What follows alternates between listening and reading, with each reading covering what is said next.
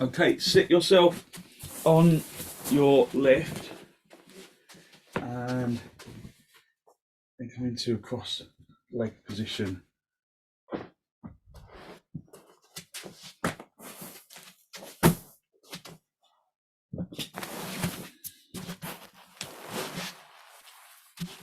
Oh, what's happened to my video? This camera seems to have become a bit temperamental. Okay, back. Okay, just sit yourself on your left and then just have a little wriggle about, make sure that you feel evenly placed. Just hold onto your knees, lift and open the chest. So really aim to drive the spine upwards, drawing your shoulders down away from your ears. Just look down at the floor, look at something that isn't moving. Soften the jaw and in the tongue and in the throat.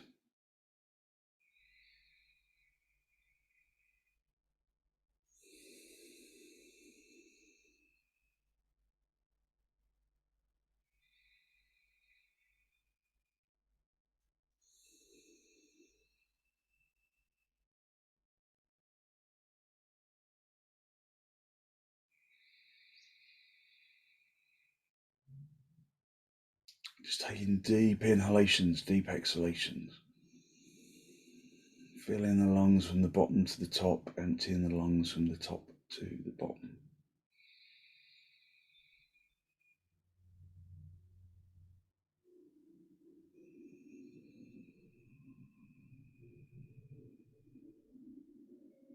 Bring the hands into Namaste. Press the palms together, lengthen from the armpits into the elbows. From the elbows into the heels of the hands, from the heels of the hands into the fingertips. And then with an exhalation, allow your eyes to gently close.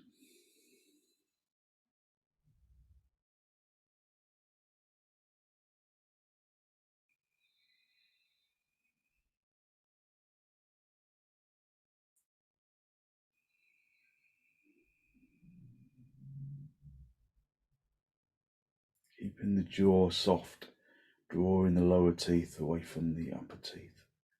Just filling the lungs from the bottom to the top, emptying the lungs from the top to the bottom.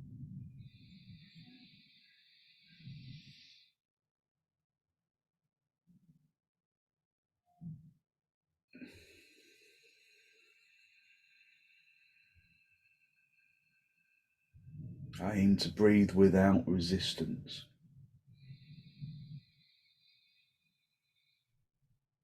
Just allow the lungs to fill in 3 dimensions, not just at the front of the lungs, but in the armpit chest, in the back chest. Because a non-resistant breath allows us to absorb more of the energy within the breath.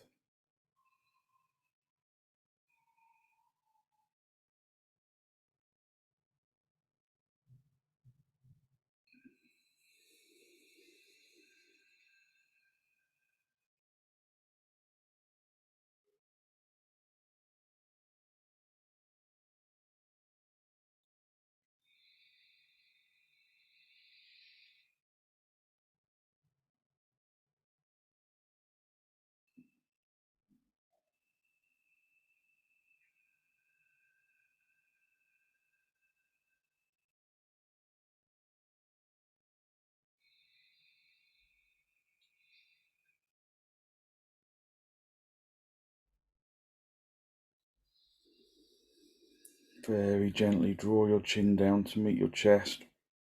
Raise the chest up to meet the chin. Just spend a moment to seek to generate a genuine, heartfelt sense of gratitude for something or someone or somewhere.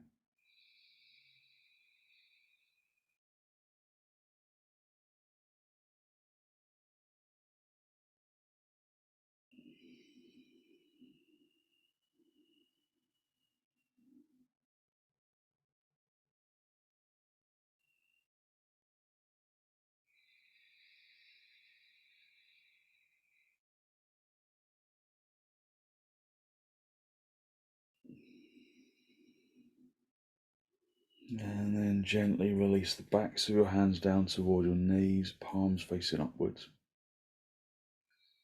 And then raise your head, allow your eyes to softly open and the focus to softly come back.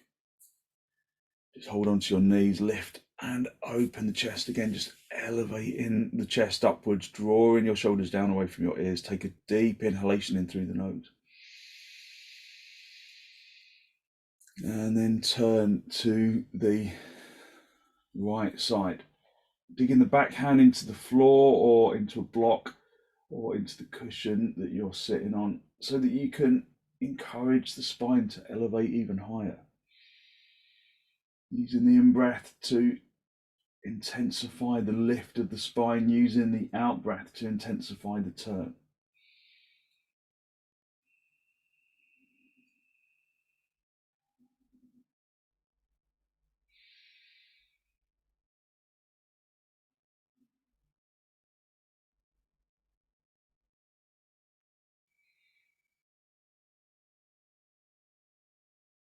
Come back to the center. Just hold onto your knees, lift and open the chest, driving the spine upwards. Take a deep inhalation in through the nose. And then turn to the left, drawing the abdomen across, the ribs across, drawing your shoulders across, using your out breath to turn a little more deeply.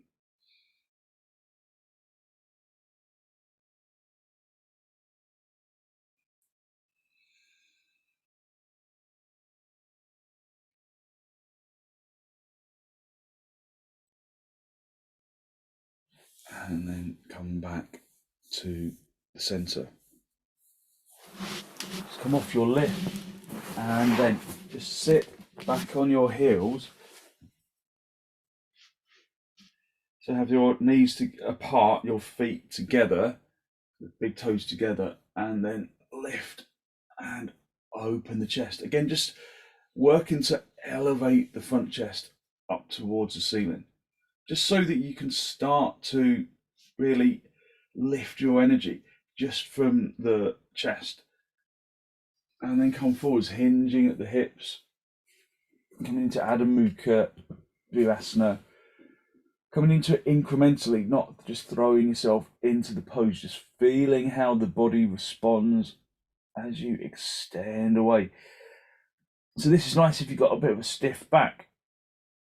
If you've been sitting on uncomfortable seating, if you've been walking a long distance, just let the head come down, press your head firmly into the floor. Listen to the breath.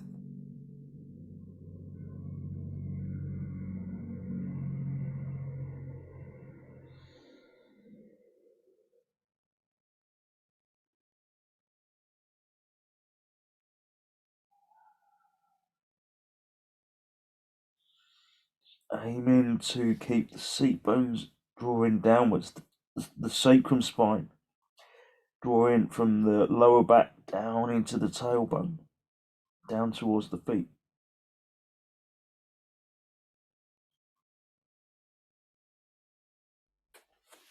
Just come up onto your knees, have your little fingers on the edge of the mat, stretch the thumbs towards each other, really spread the palms, pressing the palm skin deeply into the floor, turn your toes under, and then think about that cow stretch where you lift the seat bones and the tailbone up towards the ceiling. So as you come up into dog down, lift the seat bones and the tailbone up towards the ceiling so that you draw in towards the shoulder blade region. So again, the front chest gets a really good stretch.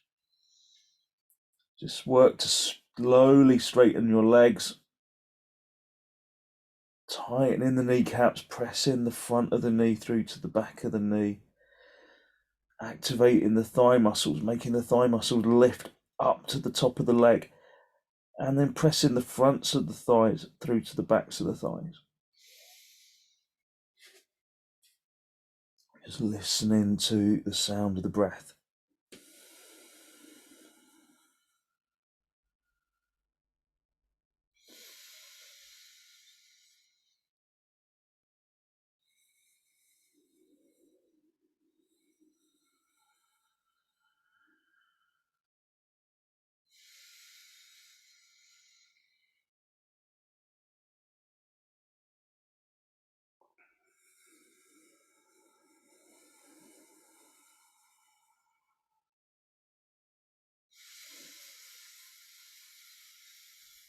Just taking deep inhalations, deep exhalations.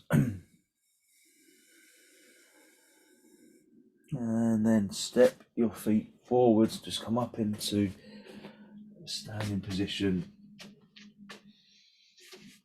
And then using your chair, if you have one handy, so use the chair with the back of the chair facing away from you.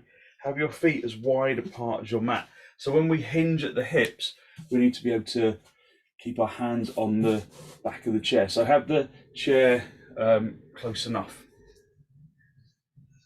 So the outside edge of the feet in line with the edge of the mat. And then tighten your kneecaps, really work the kneecaps. Hit the thigh muscle firmly into the bone, lift the thigh muscle up, turn the thigh muscles in. And then raise your arms. Have your arms wide apart to start off with.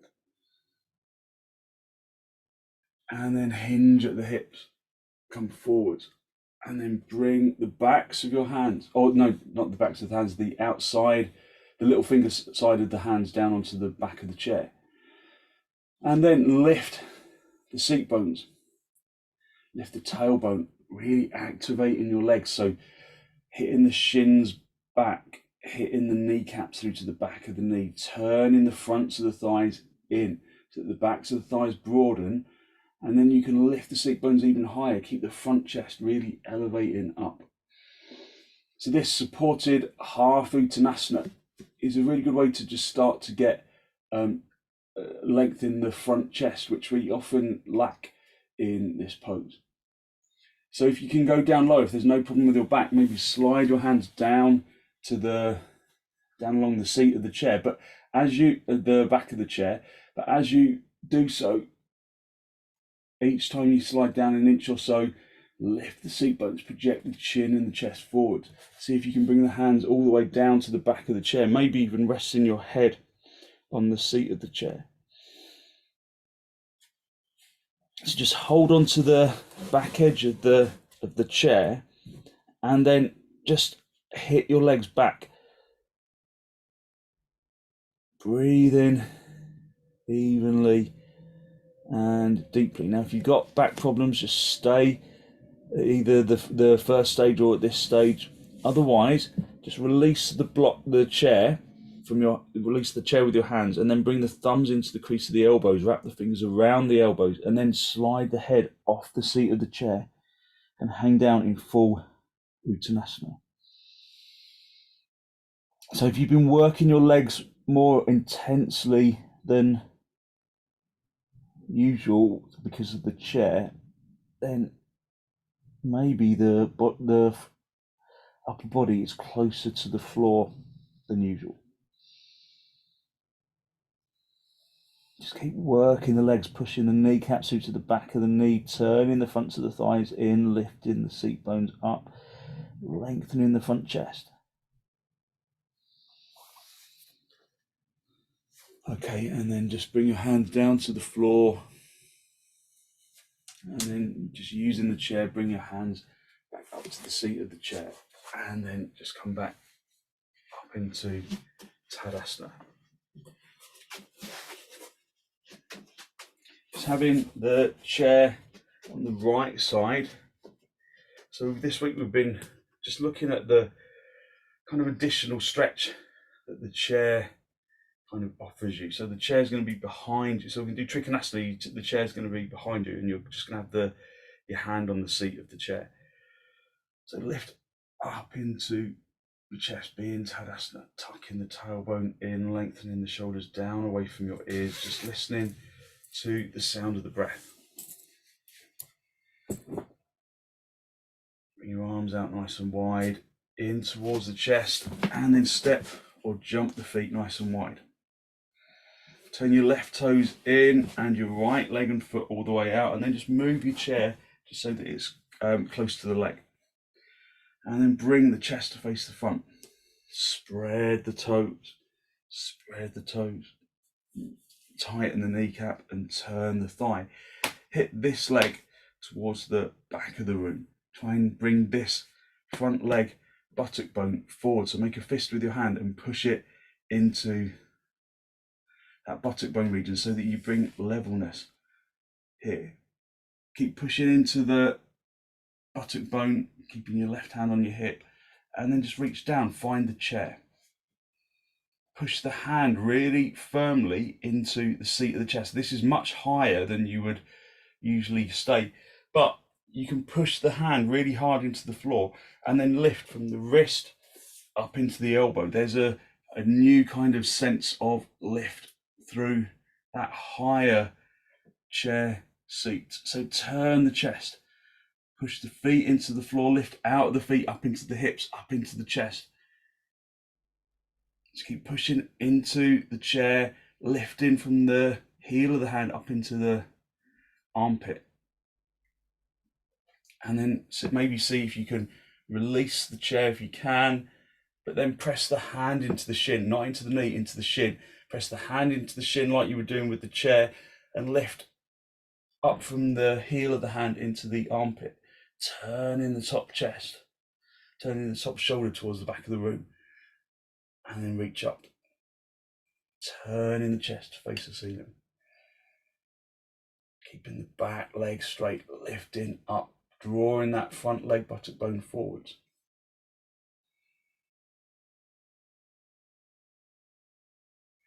Reach up with the top hand, come back to the center.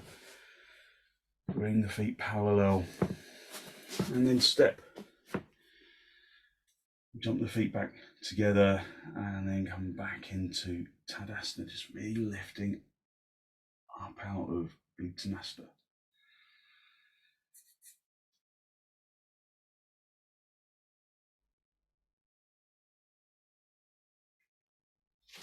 And then just swap the chair over to the other side.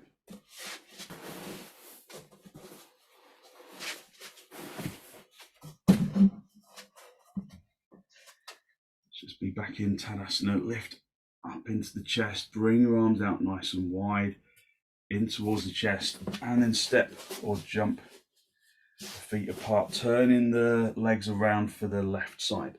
So turning the right toes in slightly, the left leg and foot all the way out, turning this thigh, this front thigh, this left thigh from the big toe side to the little toe side. Keep your right hand on your hip, keep drawing this shoulder towards the back of the room. Make a fist with your hand and push it into the left leg buttock bone. Lift up into the chest, and then start to come over. And then let go of the buttock bone, and then find the heel of the hand on the chair. So again, pressing down into the chair is a really good effective way to make the opposite. So you press down, but it's also the way to make the opposite action happen, to press down but then lift up. So it gives you a real good groundingness. Keep turning that front leg from the big toe side to the little toe side. Keep pushing that front leg buttock bone forwards, pushing down onto the chair so that you can lift up into the armpit. And then maybe let go of the chair and bring your hand onto the shin. But can you make that same kind of contact, pushing down consciously into the shin, but then lifting up into the armpit, and then reach up.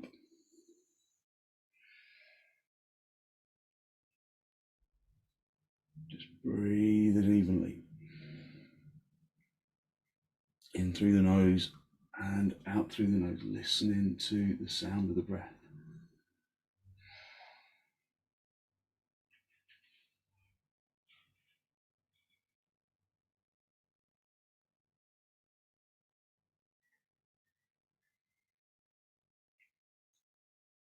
And then reach up, come back to the center, bring the feet parallel, and then step or jump your feet back together, and then come into Tadasana, just using Tadasana to just level out your energy, to bring the breath back to normal,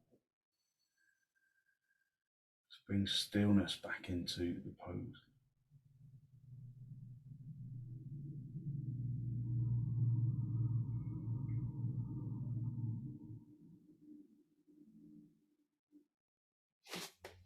and then bring your chair to the front edge of your mat. Got lots of things to weigh down here. So we can do prasarita, padottanasana, but again using the chair.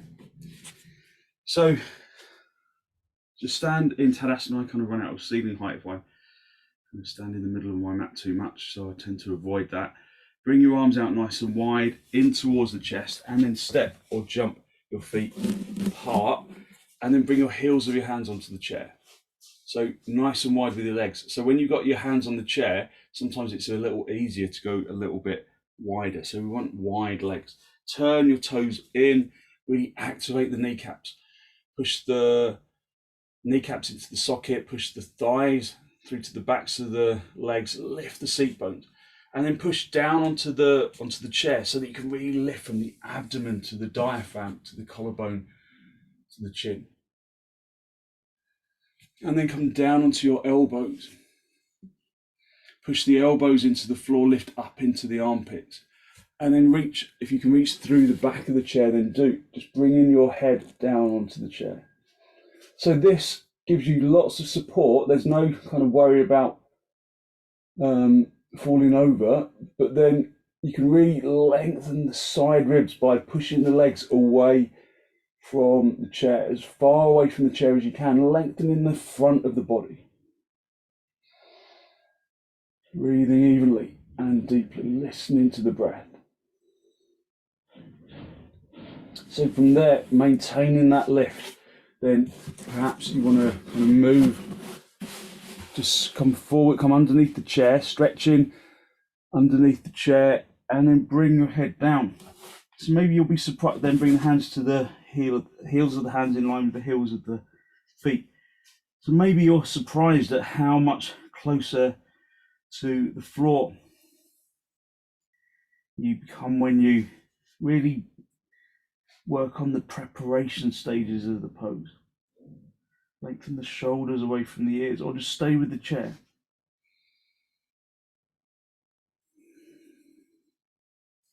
If you can reach around the outsides of your heels, pulling those in,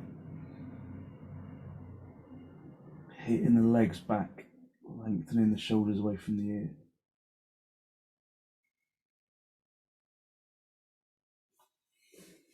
Okay, raise your head, mind your head on the chair, don't bang your head, and then just come back into the halfway point, and then with your hands on the seat of the chair, just edge your feet back together, and then come back up into Tadasana.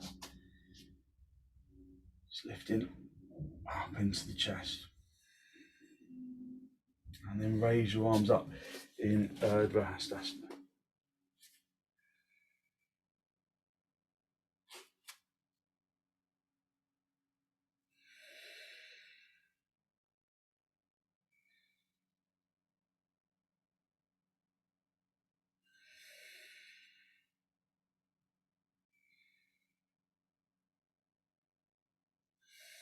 And then just gently release your arms, and then come down onto the floor. Come into cross legs to start off with, and then again just have the chair in front of you. So we're just going to be stretching forwards using the chair, so it's worth using. It will give you space. So just in cross legs to start off with, just feel that you kind of really make good contact with the floor. Just hold onto your knees and lift up into the chest. Just spend a few moments just reorientating yourself to the floor, lifting the chest, drawing the shoulders down.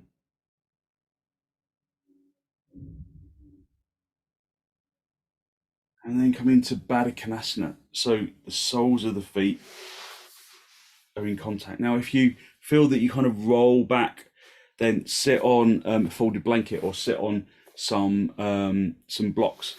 But otherwise, just see if you can sit directly on the floor, and rather than kind of rounding the back, get hold of the big toes and you can roll onto the front edge of the seat bones. So it's a pelvic action. The pelvic wants to drop down, but can you draw the front rim of the pelvis towards the feet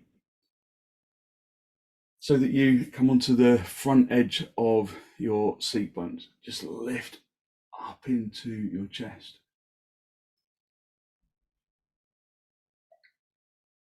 Lift up into the chest, pulling on the big toes, pressing the feet down into the floor. And then come forwards. So as long as there's not, if you're working with a sensitive back, then just stay at that first stage. Otherwise, press the hands into the seat of the chair so you can lift the chest a little further, and then just creep the hands away just a little bit at a time, keeping that front chest lifted. Maybe you can bring your head down onto the chair. See if you can draw the knees down to the floor. Keep reaching forwards and beyond the seat of the chair. So this has got a really good open back, and I can press my hand into the seat of the chair, and then that helps me to really activate the chest a little more.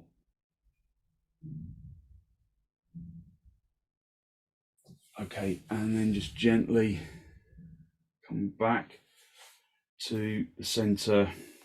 Just bring the knees in towards each other, and then bring the legs apart for upavistha konasana. Again, the same thing applies. If you feel like you're kind of rolling back, then get the corner of a block and kind of wedge the tailbone up, or use a folded blanket and sit yourself on top of the folded blanket just to give you some extra lift. So just like leaning forwards a little and just letting that folded blanket just prop up the tailbone, that can be a really helpful lift for the spine. So have your legs wide, so lengthen from the inner groin into the inner heel. Activate your kneecaps and turn your thighs inwards. Just have your hands at the sides of the hips, and then lift up into the chest.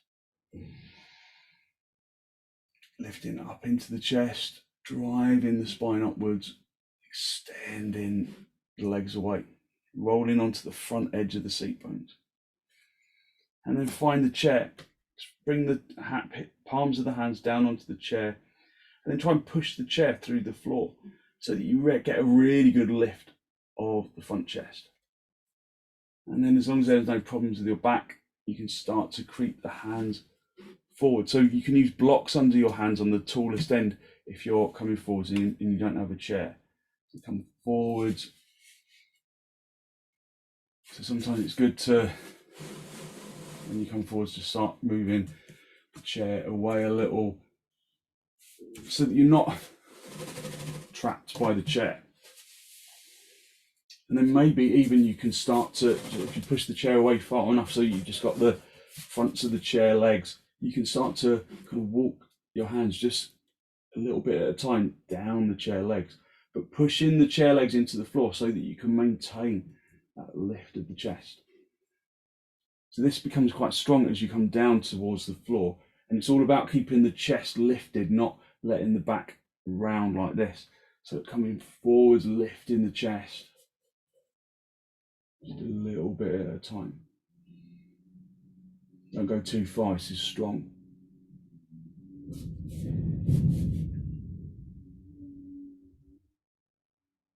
Okay, and then bring the hands onto the floor close to the chest, and then just gently walk yourself back. And then bring the feet back into padottanasana. Just hold on to the shins, lift and open the chest, driving the spine away.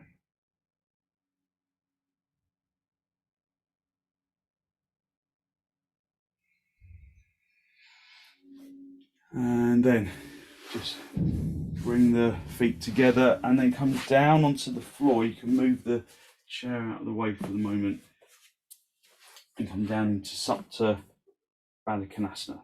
So down onto your back, the soles of the feet are together, the knees are apart,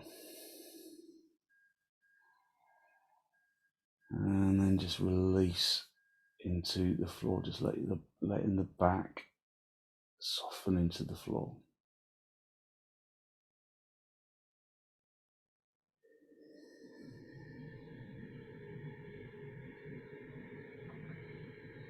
Breathing evenly and deeply listening to the sounds of the breath.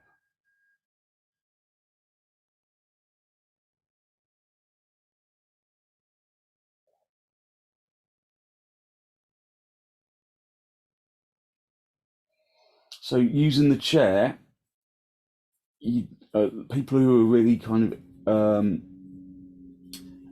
of infirm and uncertain of their physical strength use the chair a lot in order to help the balance of the pose. But we can use the chair just as a really helpful prop as well to help us to extend a little more deeply, to find additional depth within the physicality.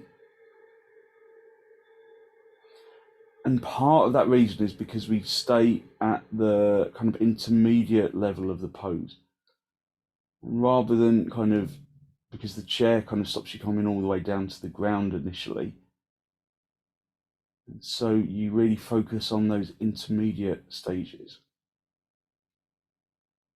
And those are the ones where we can really learn to more deeply extend.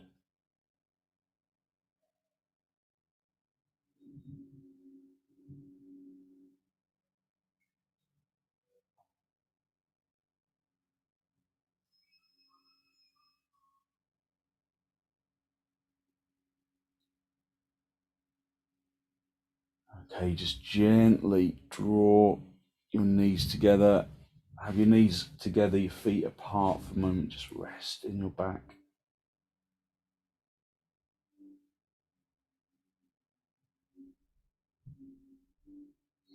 And then bring the soles of the feet just in line with the seat bones.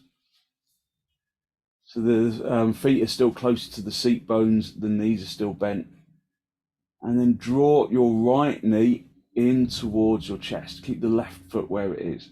So we can do supta kapotasana, the reclining pigeon.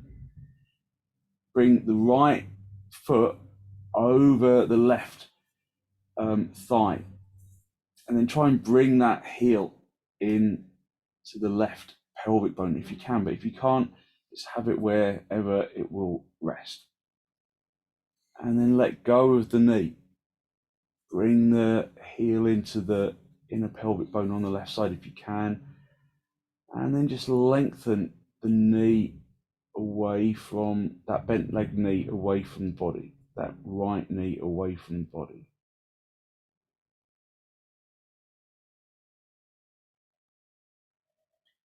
And then soften. So keep the right foot over the left thigh, get the hands interlocked underneath the back of the left knee, and then draw the left knee in towards the chest. So you really stretch out the gluteus muscle and the hamstrings of the right leg, so you can flex that left heel. If your right heel is in the pelvic region, then you give the abdomen a really good massage.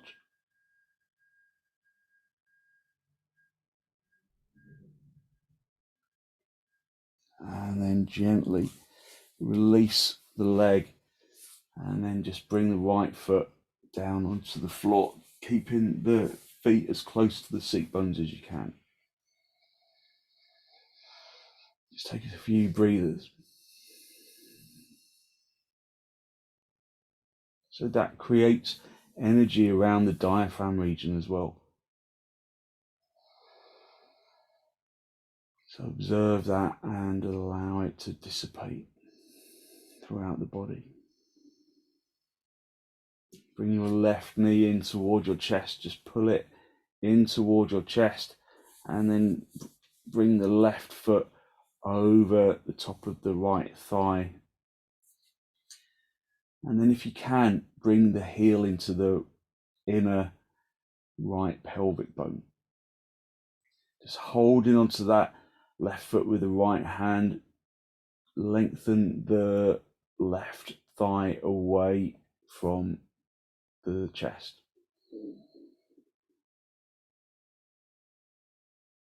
So you open up before you close it. And then just soften that left knee. And then bring the right knee towards you, hook the fingers behind the back of the right knee, and then just draw that right knee in towards the chest.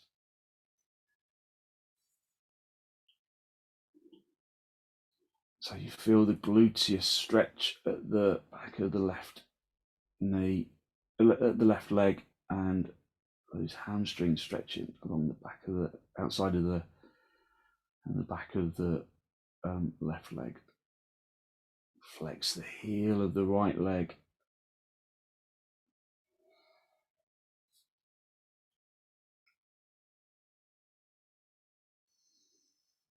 And then just very gently release that leg, and then just unhook the left leg, and then just stretch the legs along the floor, just stretching out the hips.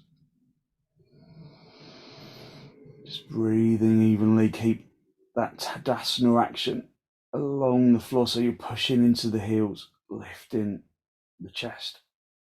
Just having your hands resting on your lower ribs.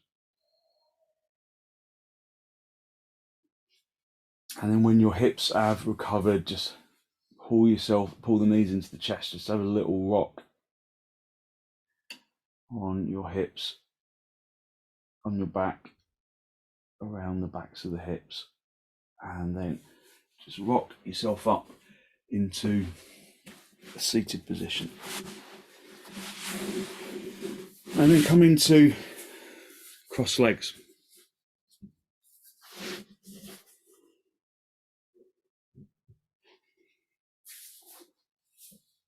Just hold onto your knees and lift and open the chest, drawing your shoulders down away from your ears.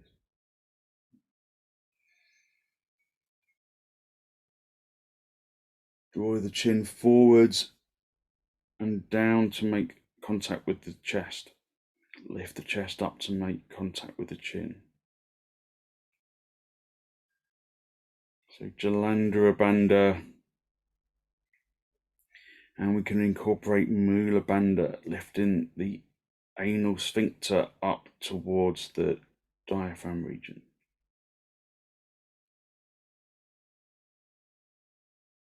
And although we normally have the head upright, we're just going to do a couple of rounds of brahmari. So just a few normal breaths. And then remember, brahmari is the hummed exhalation until the lungs are empty, and then normal in-breaths.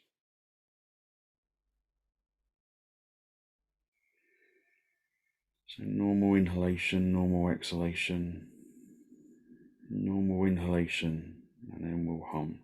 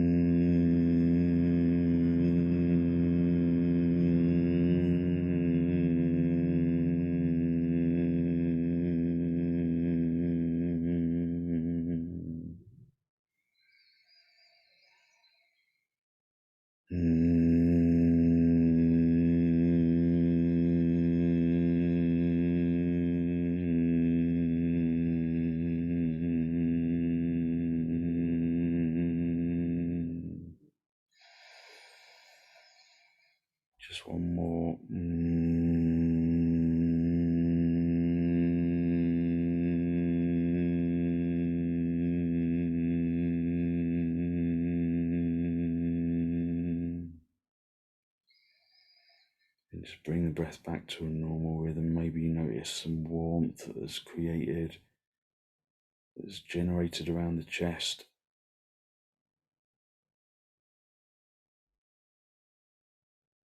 And then release Mula Bandha and release Jalandhara Bandha. So it's atypical perhaps to do brahmari in Jalandhara Bandha, but it really focuses the resonance kind of away from the face and into the chest. Whereas when we do it upright, the resonance is very much around the sinuses and you have to kind of draw it down into the chest. So now that you felt it in the chest, and we're going to do a couple more rounds of brahmari just with the head upright and just see if you can draw that resonance down into the chest, down into the apanic region. So just a normal inhalation, normal exhalation, normal inhalation, and then we will hum.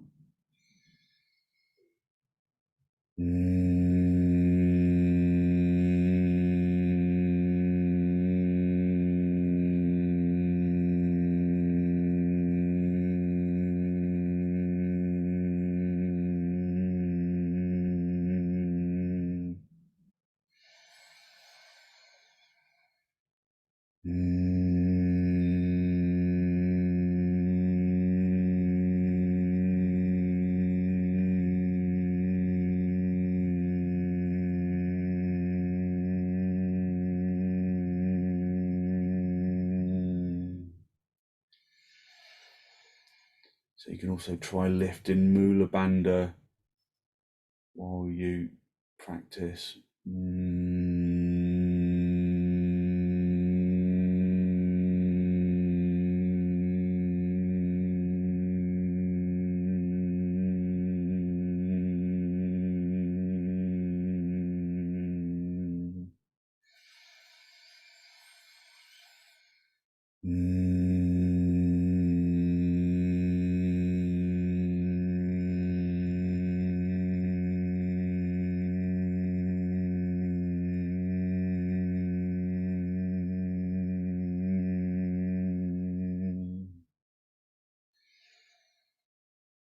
And then just bring the breath back to a normal rhythm.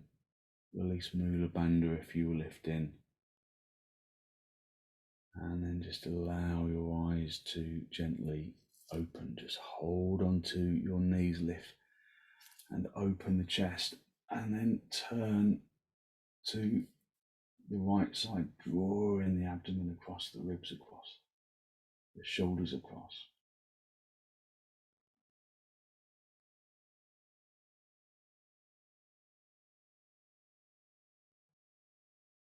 And then come back to the center, lift up into the chest, drive the chest upwards. Take a deep inhalation and then turn to the left.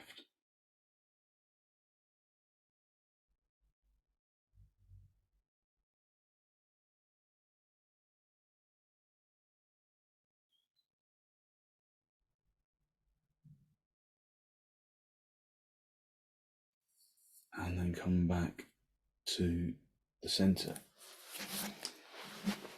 So we're just going to come into our restorative surfboard pose.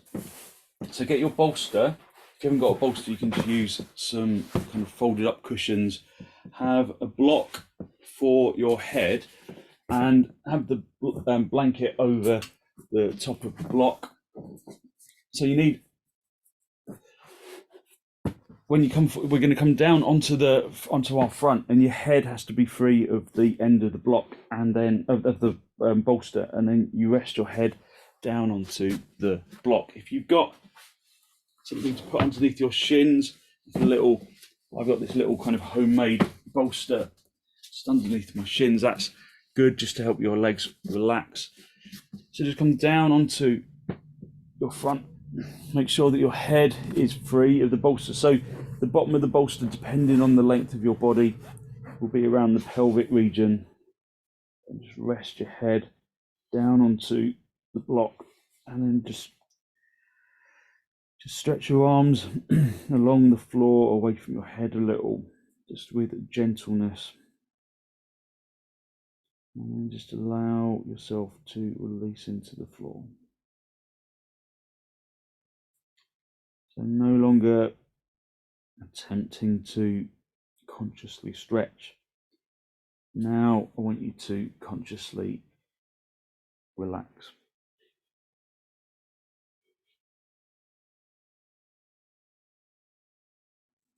So this pose softens around the shoulders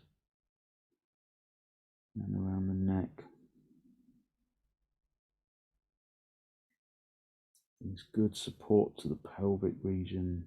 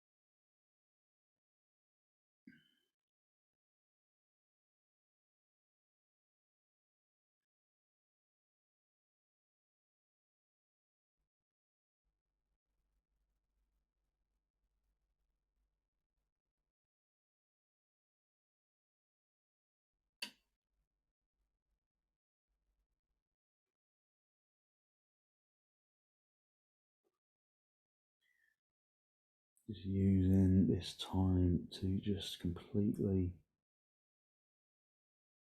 release all of your effort and just be in the pose.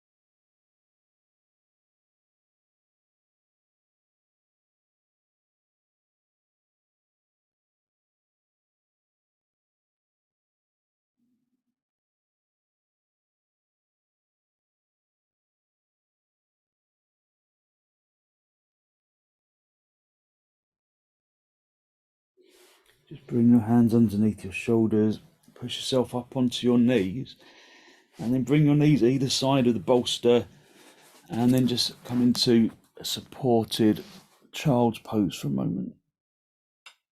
Just resting your head on one side and then the other.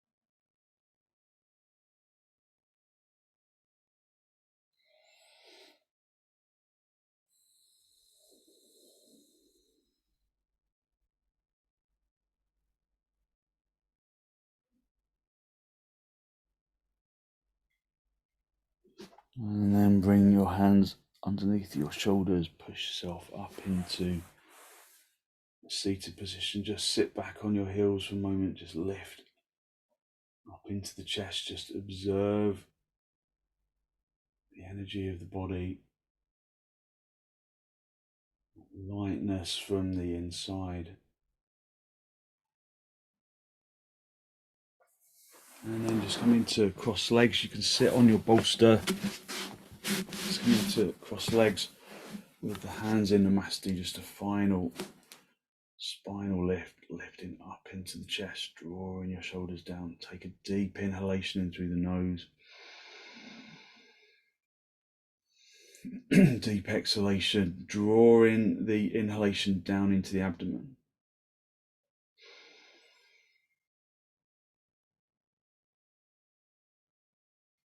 Be conscious of the energy that you've released through your practice.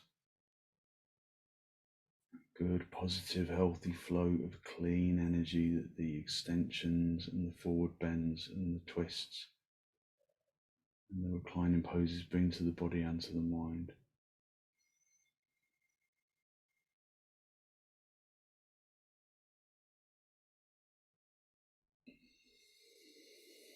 And then draw your chin down to meet your chest.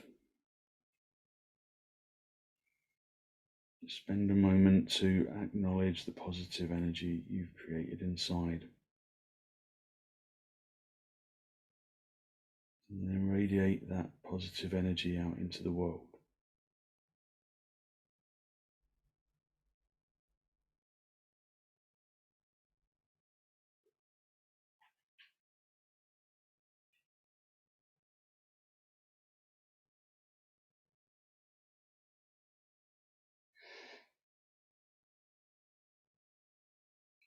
And then release the backs of your hands down toward your knees, palms facing upwards. And as you raise your head, allow your eyes to softly open